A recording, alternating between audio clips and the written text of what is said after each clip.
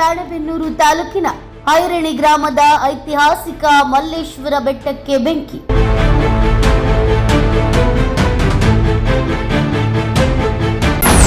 ದಗದಗನೆ ಹೊತ್ತಿ ಉರಿದ ಬೆಂಕಿಗಾಹುತಿಯಾದ ಅಪಾರ ಪ್ರಮಾಣದ ಅರಣ್ಯ ಸಂಪತ್ತು.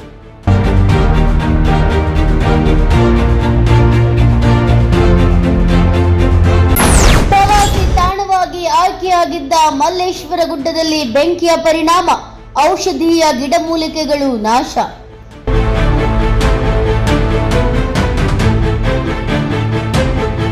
ಹಾವೇರಿ ಜಿಲ್ಲೆಯ ರಾಣೆಬೆನ್ನೂರು ತಾಲೂಕಿನ ಆರೆಮಲ್ಲಾಪುರ ಐರಣಿ ಗ್ರಾಮದ ಸಮೀಪವಿರುವ ಐತಿಹಾಸಿಕ ಮಲ್ಲೇಶ್ವರ ಬೆಟ್ಟದಲ್ಲಿ ಕಿಡಿಗೇಡಿಗಳು ಬೆಂಕಿ ಹಚ್ಚಿದ ಪರಿಣಾಮ ಅಪಾರ ಪ್ರಮಾಣದ ಅರಣ್ಯ ಸಂಪತ್ತು ಬೆಂಕಿಗಾಹುತಿಯಾಗಿದೆ. ಮಲ್ಲೇಶ್ವರ ಅರಣ್ಯ ಪ್ರದೇಶದಾದ್ಯಂತ ಬೆಂಕಿ ವ್ಯಾಪಿಸಿ ಬೆಟ್ಟ ಸಂಪೂರ್ಣವಾಗಿ ದಗದಗನೆ ಹೊತ್ತಿ ಉರಿಯುತ್ತಿರುವ ದೃಶ್ಯ ಕಂಡುಬಂದಿದೆ.